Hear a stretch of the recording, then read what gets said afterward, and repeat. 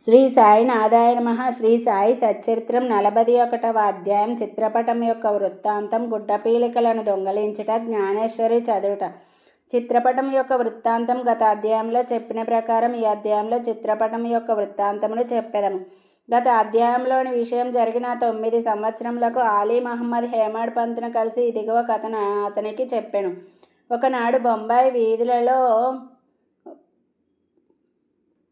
బోవునప్పుడు వీధిలో తిరిగి అమ్మువాని వద్ద ఆలీ మహమ్మద్ సాయిబాబా పటమును కొనెను. దానికి చట్రము కట్టించి తన బాంద్రా ఇంటిలో గోడకు వేలాడదీసెను.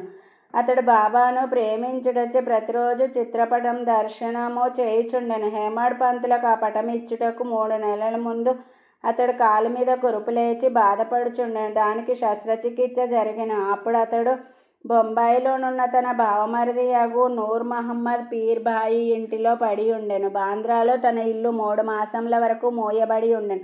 అక్కడ ఎవ్వరునూ లేకుండిరి. అచ్చట ప్రసిద్ధి చెందిన అబ్దుల్ రహమాన్ బాబా, మౌలానీ సాహెబ్, మహమ్మద్ హుస్సేన్, సాయిబాబా, తాజుద్దీన్ బాబా మొదలగు యోగుల పటములుండెను. వానిని కూడా కాలచక్రము విడవలేదు. అతడు వ్యాధితో బాధపడుచు బొంబాయిలో నుండెను. బాంద్రాలో ఆ పటములు ఎలా బాధపడవలెను? పటములకు కూడా చావు పుట్టుకలు ఉన్నట్లుండెను. పటములన్నీ వాని వాని అదృష్టాలు అనుభవించెను. కానీ సాయిబాబా పటం మాత్రం ఆ కాలచక్రమును తప్పించుకొనెను. అదెట్లు తప్పించుకొనగలిగెనో నాకింతవరకు ఎవరూ చెప్పలేరైరి. దీనిని బట్టి సాయిబాబా సర్వాంతర్యామి అనియో సర్వవ్యాపి అనియో అనంత శక్తుడనియో తెలియచున్నది. ఆలీ మహమ్మద్ అనేక సంవత్సరముల కిందట యోగి యొక్క అబ్దుల్ రహమాన్ బాబా యొక్క చిన్న పటమును మహమ్మద్ హుస్సేన్ దారియా వద్ద సంపాదించెను. దానిని తన బావమరిది అగు నూర్ మహమ్మద్ పీర్ భాయికి ఇచ్చెను. అది అతని టేబులులో 8 సంవత్సరములు పడి ఉండెను. ఒకనాడు అతడు దానిని చూచెను. అతడు దానిని ఫోటోగ్రాఫర్ దగ్గరకు తీసుకొని పోయి సజీవ ప్రమాణమంత పెద్దదిగా చేయించి దాని ప్రతులను తన బంధువులకు, స్నేహితులకు పంచిపెట్టెను. అందులోనొకటి ఆలీ మహమ్మద్కి ఇచ్చెను. దానిని అతడు తన బాంద్రా ఇంటిలో పెట్టెను. నూర్ మహమ్మద్ అబ్దుల్ రహమాన్ గారి శిష్యుడు గురువు నిండు దర్బారులో నుండగా అతడు గురువుగారికి దీనిని కానుకగా ఇచ్చుటకు పోగా వారు మిక్కిలి కోపించి కొట్టబోయి నూరు మహమ్మద్ నచ్చట నుండి తరిమివేసిరి.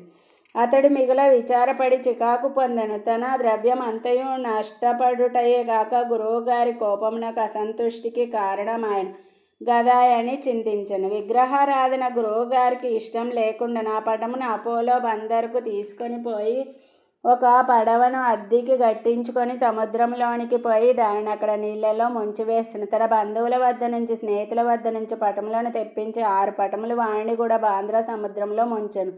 ఆ సమయమున ఆలీ మహమ్మద్ తన బావమరిది ఇంటిలో నుండెను. యోగుల పటములను సముద్రంలో పడవైచినచో తన వ్యాధి కుదురునని బావమరిది చెప్పెను. అది విని ఆలీ మహమ్మద్ తన మేనేజర్ను బాంద్రా ఇంటికి పంపి అక్కడున్న పటములనన్నింటినీ సముద్రంలో వేయించెను. 2 నెలల పిమ్మట ఆలీ మహమ్మద్ తన ఇంటికి తిరిగి రాగా బాబా పటం ఎప్పటి వలె గోడ మీద నుండుట గమనించి ఆశ్చర్యపడెను. తన మేనేజర్ పటములన్నీ తీసివేయించి బాబా పటం నెట్లు మరిచెనో అతనికే తెలియకుండెను. వెంటనే దానిని తీసి బీరువాలో దాచెను. లేకున్నా తన బావగారు దానిని చూచినచో దానిని కూడా నాశనం చేయునని భయపడెను. దానిని ఎవరికి ఇవ్వవలనో, దానిని ఎవరు జాగ్రత్త పరచరో, దానిని భద్రముగా ఎవరుంచగలరో అను విషయములను ఆలోచించుచుండగా సాయిబాబాయే ఇస్ము ముజావర్ను కలిసి వారి అభిప్రాయం ప్రకారం చేయవలసినదని తోచినట్లు చేసెను. ఆలీ మహమ్మద్ ఇస్ము ముజావర్ను కలుసుకొని జరిగినదంతయు చెప్పెను. ఇరువురు బాగుగా ఆలోచించి ఆ పటం హేమాడ్ పంత్కి ఇవ్వ నిశ్చయించిరి. అతడు దానిని జాగ్రత్త పరచునని తోచెను. ఇద్దరు హేమాడ్ పంత్ వద్దకు పోయి సరియైన కాలంలో దానిని బహుకరించిరి. ఈ కథను బట్టి బాబాకు భూత భవిష్యత్ వర్ధమానములు తెలియననియు చాకచక్యముగా సూత్రములు లాగి తన భక్తుల కోరికలను ఎట్లా నెరవేర్చుచుండునో కూడా తెలియచున్నది. ఎవరికైతే ఆధ్యాత్మిక విషయములలో ఎక్కువ శ్రద్ధయో వారిని బాబా ప్రేమించుటే గాక వారి కష్టములను తొలగించి వారిని ఆనందభరితులుగా చేయుచుండిరని రాబో కథ వలన తెలియను. గుడ్డపీలికలను దొంగలించుట. జ్ఞానేశ్వరి చదువుట. బీవీదేవు దహనంలో మమల్తాదార్ అతడు జ్ఞానేశ్వరిని ఇతర మత గ్రంథములను చదవవలెనని చాలా కాలం నుండి కోరుచున్నాను. భగవద్గీతపై మరాఠీ భాషలో జ్ఞానేశ్వరుడు వ్రాసిన వాక్యయే జ్ఞానేశ్వరి. ప్రతిదినము భగవద్గీతలోని ఒక అధ్యాయమును ఇతర గ్రంథముల నుండి కొన్ని భాగములను పారాయణ చేయుచుండెను. కానీ జ్ఞానేశ్వరిని ప్రారంభించగానే ఏవో అవాంతరములు ఏర్పడచే పారాయణం ఆగిపోచుండెను. 3 నెలలు సెలవు పెట్టి షిరిడీకి వెళ్ళి అక్కడి నుండి తన స్వగ్రామము బోండాకు పోయాను. ఇతర గ్రంథములన్నీ నచ్చట చదవగలిగాను. కానీ జ్ఞానేశ్వరి ప్రారంభించగానే ఏమో విపరీతమైన చెడ్డ ఆలోచనలు తన మనస్సున ప్రవేశించుటచే చదవలేకుండెను. అతడు ఎంత ప్రయత్నించినను కొన్ని పంక్తులు కూడా చదవలేకపోయాను. కాబట్టి బాబా తనకి గ్రంథమందు శ్రద్ధ కలుగజేసినప్పుడే దానిని చదువుమని, వారి నోటి వెంట వచ్చినప్పుడే దానిని ప్రారంభించదనని, అంతవరకు దానిని తెరవననియూ నిశ్చయం చేసుకున్నాను.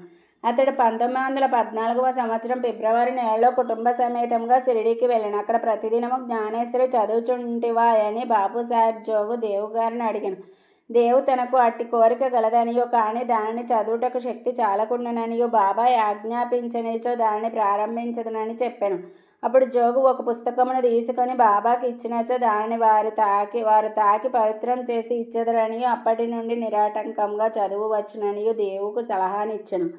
బాబాకు తన ఉద్దేశం తెలియను కనుక దేవుగారిట్లు చేయుటకు అంగీకరించలేదు. బాబా తన కోరికను గ్రహించలేరా, దానిని పారాయణ చేయమని స్పష్టంగా ఆజ్ఞాపించలేరా అనెను. దేవు బాబాను దర్శించి ₹1 దక్షిణ ఇచ్చిన. బాబా ₹20 దక్షిణ అడగగా దానిని చెల్లించను. ఆనాటి రాత్రి బాలకరాముడను వానిని కలుసుకొని అతడు బాబా యందు భక్తిని, వారి అనుగ్రహమును ఎట్లు సంపాదించనని ప్రశ్నించను. మరుసటి దినం హారతి పిమ్మట అంతయు తెలిపిదనని అతడు బదిలిచ్చిన. ఆ మరుసటి దినము దర్శనం కొరకు దేవు వెళ్ళగా బాబా అతనిని ₹20 దక్షిణ ఇమ్మనను. వెంటనే దేవు దానిని చెల్లించిన. మసీదు నిండా జనులు నిండి ఉండుటచే దేవు ఒక మూలకు పోయి కూర్చుండెను. బాబా అతనిని పిలిచి శాంతముగా తన దగ్గర కూర్చొని మనను. దేవు అట్లనే చేసెను. మధ్యాహ్న హారతి పిమ్మట భక్తులందరూ పోయిన తర్వాత దేవు బాలకరాముని చూచి అతని పూర్వ వృత్తాంతంతో పాటు బాబా అతనికి ఏమియో చెప్పెనో, ధ్యానం నెట్లు నేర్పిరో అని అడగగా బాలకరాముడు వివరములు చెప్పుటకు సిద్ధపడెను.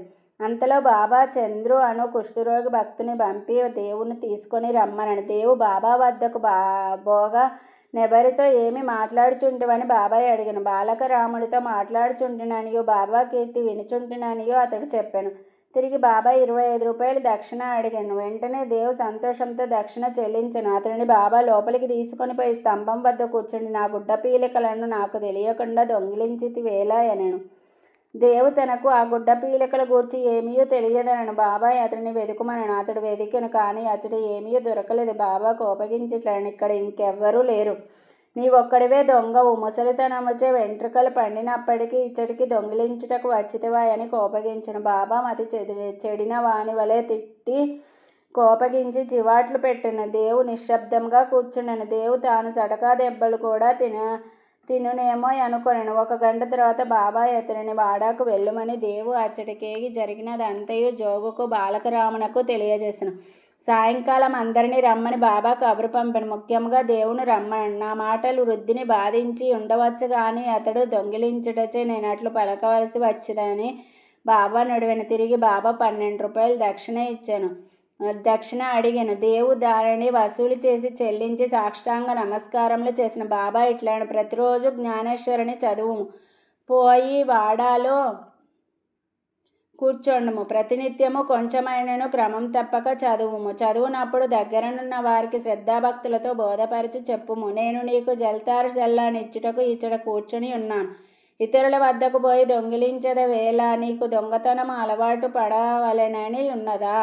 బాబా మాటలు విని దేవు సంతసించిన. బాబా తనను జ్ఞానేశ్వరిని ప్రారంభించమని ఆజ్ఞాపించననియో, తనకు కావలసినదేదో అది దొరికిననియో, అప్పటి నుండి తాను సులభంగా చదవగలననియో అనుకొనెను.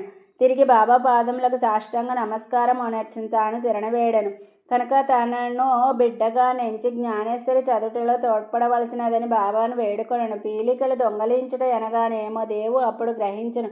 బాలకరాముని ప్రశ్నించుటయే గుడ్డ పీలికలు దొంగిలించుట. బాబా కట్టి వైఖరి ఇష్టం లేదు. ఏ ప్రశ్నకైనా సమాధానం ఇచ్చుటకు తామే సిద్ధంగా నుండిరి. ఇతరులను అడుగుటకు బాబాకు ఇష్టం లేదు. అందుచేత అతని బాధించి చికాకు పెట్టెను. అదియును గాక ఇతరులను అడగకుండా బాబానే సర్వం అడిగి తెలుసుకొనవలెనని నితరులను ప్రశ్నించిన నిష్ప్రయోజనమనియు చెప్పెను. దేవు ఆ తిట్లను ఆశీర్వాదములుగా భావించి సంతుష్టితో ఇంటికి పోయెను. ఆ సంగతి అంతటితో సమాప్తి కాలేదు. బాబా చదువుమని ఆజ్ఞాపించి ఊరుకొనలేదు. 1 సంవత్సరం లోపుగా బాబా దేవు వద్దకు వెళ్ళి వాని అభివృద్ధి కనుగొనెను. 1914వ సంవత్సరం ఏప్రిల్ నెల 2వ తేదీ గురువారం ఉదయం బాబా స్వప్నంలో సాక్షాత్కరించి పై అంతస్తులో కూర్చుండి జ్ఞానేశ్వరి బోధపడుచున్నదా లేదా అని అడిగాను. లేదు అని దేవు జవాబిచ్చాను. బాబా ఇంకా ఎప్పుడు తెలుసుకొనేదవు? దేవు కండ్ల తడి పెట్టుకొని నీ కృపను వర్షింపనిదే పారాయణం చికాకుగానున్నది. బోధపడుట చాలా కష్టంగానున్నది. నేను దీనిని నిశ్చయముగా చెప్పుచున్నాను అని బాబా. చదువునప్పుడు నీవు తొందరపడుచున్నావు. నా ముందర చదువుము, నా సమక్షమున చదువుము. దేవు ఏమి చదవవలెను? బాబా ఆధ్యాత్మ చదువుము. పుస్తకమును తీసుకొని వచ్చుటకు దేవు వెళ్ళెను. అంతలో మెలకువ వచ్చి కండ్లు తెరిచెను. ఈ దృశ్యమును చూచిన పిమ్మట దేవుకి ఎంతో ఆనందము సంతోషము కలిగెను. చదువరులే గ్రహింతురుగాక. 41వ అధ్యాయం సంపూర్ణం. సద్గురు శ్రీ సాయినాథార్పణమస్తు. శుభం భవతు. Thanks for watching Devotional Updates channel. Please like, share and subscribe to this channel for more updates. Thank you.